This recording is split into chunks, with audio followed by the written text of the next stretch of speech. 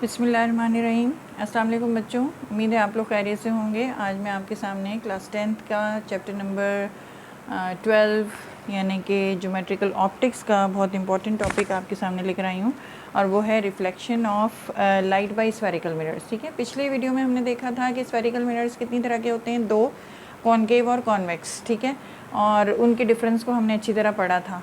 अब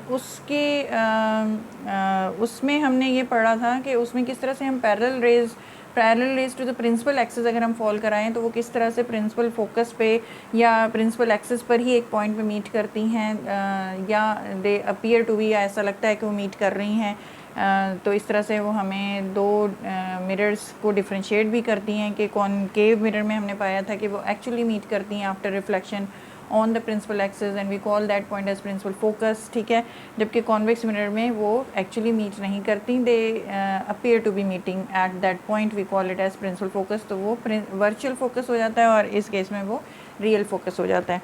अब हम देखेंगे कि अगर हम रेज ऑफ लाइट इन पे फॉल कराएं तो अगर हम not exactly parallel to the principal axis, देखें ना, ये प्रिंसिपल एक्सिस अगर मैं ड्रॉ करूं तो ये का सेंटर ऑफ कर्वेचर है, तो और ये पोल है, तो line joining the pole and the centre of curvature is the principal axis. ठीक है, मैंने पिछली दफ़ा आपको बताया था कि parallel rays to the principal axis जब फॉल करेंगे मिरर में तो क्या होगा, तो ये they will be meeting at one point after reflection. ठीक है ना, तो अब ये कोई केस नहीं है, अब मतलब ये मैं केस नहीं डिस्कस कर रही, अब मैं डिस्कस कर रही हूँ कि अब हम अगर किसी भी डायरेक्शन से कोई भी लाइट रे अगर हम फॉल कराएं तो हम उसकी रिफ्लेक्शन पढ़ेंगे by the spherical mirrors, any type of ray of light. ठीक है, अब रे ऑफ लाइट सपोज इसमें पड़ रही है, मैं दूसरे पेन से शो करूँ इसे ताकि आपको क्लियर हो कि अगर ये सपोज़ इस डायरेक्शन से यहाँ पड़ रही है, ये ऐसे कोई लाइट रे पड़ रही है, तो अब हम इसका रिफ्लेक्शन कैसे मालूम करेंगे। एक्चुअली हम रिफ्लेक्शन पढ़ रहे हैं तो रिफ्लेक्शन के दो लॉज हैं,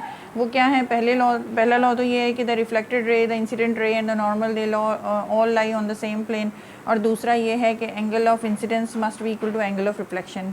ये अगर आपको याद नहीं है तो पहली वीडियो देखिए इस चैप्टर की जिसमें मैंने ये सब कुछ डिफ़ाइन किया है, एक्सप्लेन भी किया है। ठीक है, तो अब अगर ये दिस इज़ द रे falling on the spherical mirror, और वो भी कौन से मिरर पे, कॉनकेव मिरर पे, तो this would be the incident रे। ठीक है, अब ये रिफ्लेक्ट होगी, तो ये किस तरह से रिफ्लेक्ट होगी, following all those two laws of reflection.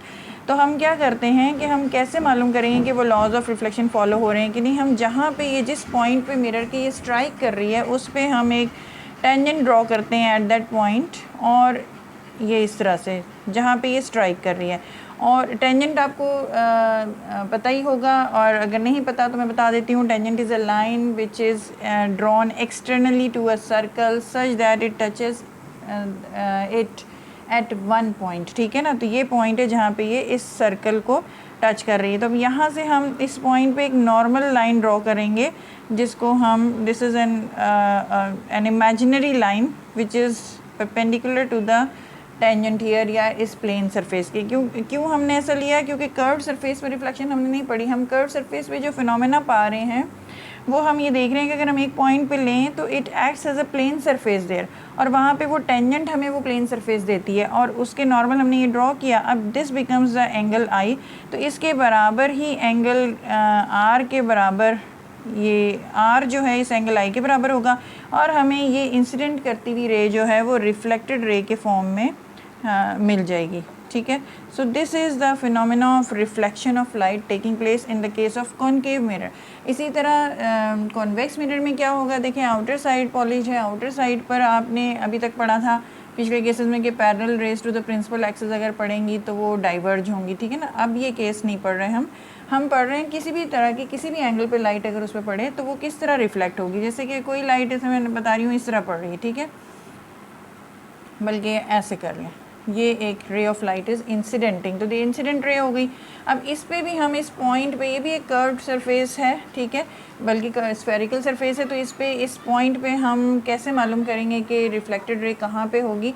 तो it would be like this कि आप इस पे एक टेंजेंट ड्रॉ करेंगे which is touching this circle at this point, जहाँ पर हमने इंसिडेंट रे का स्ट्राइकिंग पॉइंट मिला है।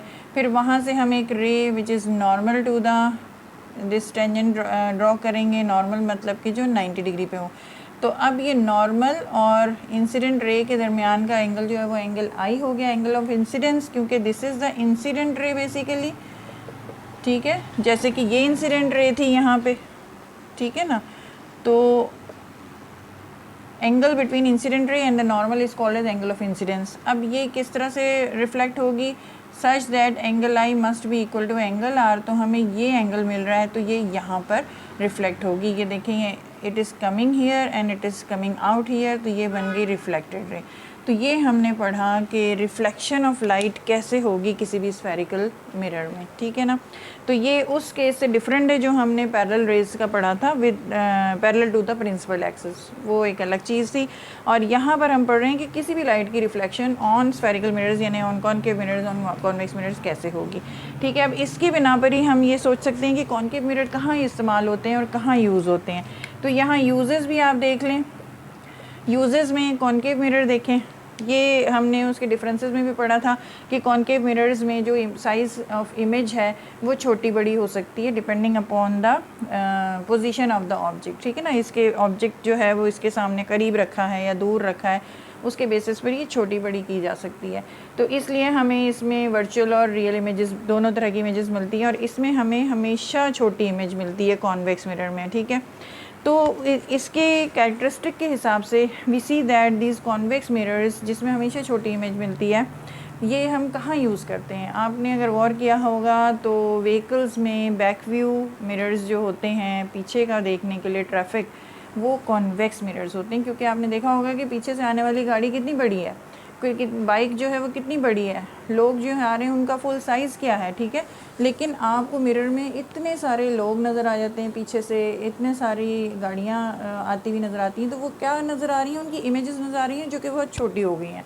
तो दैट मीन्स कि that is the convex mirror use there in vehicles, ठीक है ना।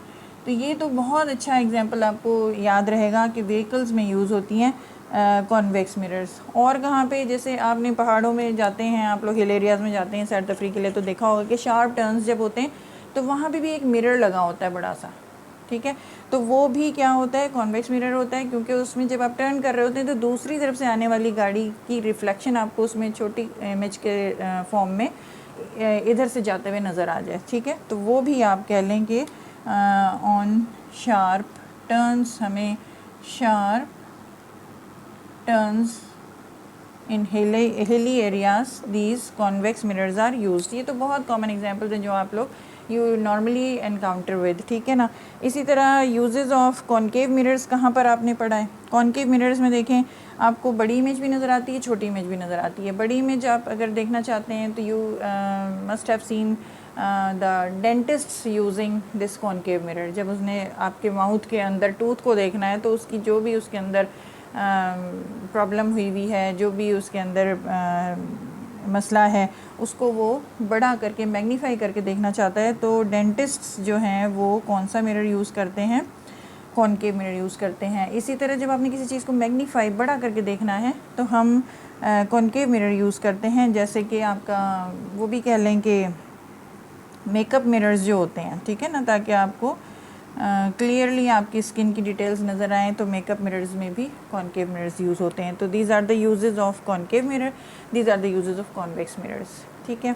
अब अगली वीडियो में हम इंशाल्लाह इनकी एप्लीकेशन देखेंगे कि हम किस तरह से इमेजेस को डिटेल में कि कैसी इमेज किस वक्त हमें मिलती है। यानी कि इसमें जब मैं बार बार कह रही हूँ कि छोटी और बड़ी दोनों तरह की इमेजेस मिलती हैं, रियल भी होती हैं, वर्चुअल भी होती हैं, वो हम अगले उसमें पढ़ेंगे वीडियो में कि वो कैसे बनती हैं। इसी तरह इसमें जब मैंने कहा कि हमेशा छोटी इमेज बनती है कॉन्वेक्स मिरर से, ये व्हीकल्स वगैरह में हम देखते हैं उनके वैक्यूम मिरर्स में, तो वो कैसे बनती हैं उसकी हम बात करेंगे अगली वीडियो में। तब तक के लिए इंतज़ार कीजिए, मुझे इजाज़त दीजिए। चैनल को याद रखिए फ़िज़िक्स पेज, और सब्सक्राइब करें, लाइक करें, शेयर करें। अल्लाह हाफ़िज़, अपना ख्याल रखिएगा।